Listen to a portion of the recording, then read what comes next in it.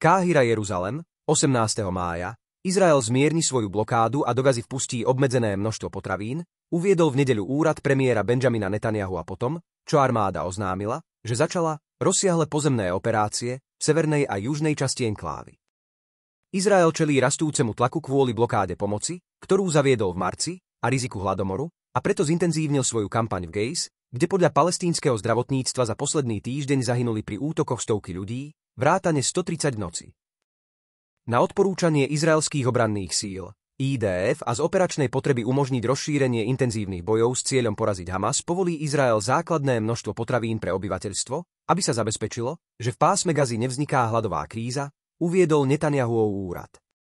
Erika Neko, hovorca šéfa humanitárnej pomoci Organizácie spojených národov Toma Fletchera, potvrdil, že izraelské úrady oslovili agentúru so žiadosťou o obnovenie obmedzeného dodávania pomoci a dodal, že prebiehajú diskusie o logistike vzhľadom na podmienky v teréne.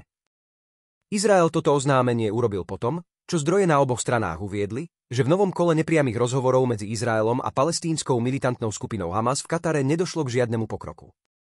Netanjahu uviedol, že rozhovory zaháňali diskusie o prímerí a dohode o rukojemníkoch, ako aj návrh na ukončenie vojny výmenou za vyhnanstvo militantov Hamasu a demilitarizáciu enklávy, podmienky, ktoré Hamas predtým odmietol. Izraelská armáda v neskoršom vyhlásení naznačila, že by stále mohla obmedziť operácie, aby pomohla dosiahnuť dohodu v Daue.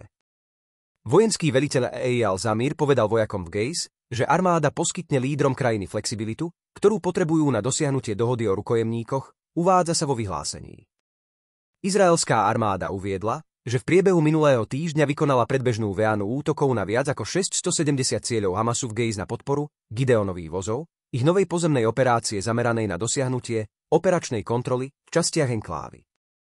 Uviedla, že zabila desiatky bojovníkov Hamasu. Ministerstvo zdravotníctva v Gaze uviedlo, že len v týždni do nedele bolo zabitých najmenej 464 Palestínčanov. Celé rodiny boli vymazané z registrov obyvateľstva cez noc izraelským bombardovaním, povedal telefonicky agentúre Reuters Khalil al-Dekveran, hovorca ministerstva zdravotníctva Gazy. Izraelská kampaň spustošila Gazu, vyhnala takmer všetkých jej 2 miliónov obyvateľov z ich domovov a zabila viac ako 53 000 ľudí, z ktorých mnohí boli civilisti, podľa zdravotníckych úradov Gazy. Izrael od začiatku marca blokuje vstup zdravotníckych, potravinových a palivových dodávok do Gazy, aby sa pokúsil prinútiť Hamas k prepusteniu rukojemníkov a schválil plány, ktoré by mohli zaháňať obsadenie celého pásma Gazy a kontrolu pomoci. Na otázku o rokovaniach s Katarom predstaviteľ Hamasu agentúre Reuters povedal: postoj Izraela zostáva nezmenený, chcú prepustiť väzňov, rukojemníkov, bez záväzku ukončiť vojnu. Hamas stále navrhoval prepustiť všetkých svojich izraelských rukojemníkov výmenou za ukončenie vojny, stiahnutie izraelských vojsk, ukončenie blokády pomoci pre Gazu a prepustenie palestínskych väzňov, uviedol predstaviteľ Hamasu. Vysoký izraelský predstaviteľ uviedol, že v rozhovoroch doteraz nedošlo k žiadnemu pokroku. Deklarovaným cieľom Izraela v Gaze je eliminácia vojenských a vládnych kapacít Hamasu, ktorý 7. októbra 2023 zaútočil na izraelské komunity, pričom zabil približne 1200 ľudí, prevažne civilistov, a zajal 251 rukojemníkov. V Izraeli Ainau Zenjaker, matka rukojemníka Matana Zenjakera, uviedla, že Netanjahu odmieta ukončiť vojnu výmenou za rukojemníkov z politických dôvodov. Izraelská vláda stále tová len na čiastočných dohodách. Zámerne nás trápi. Vráte už naše deti.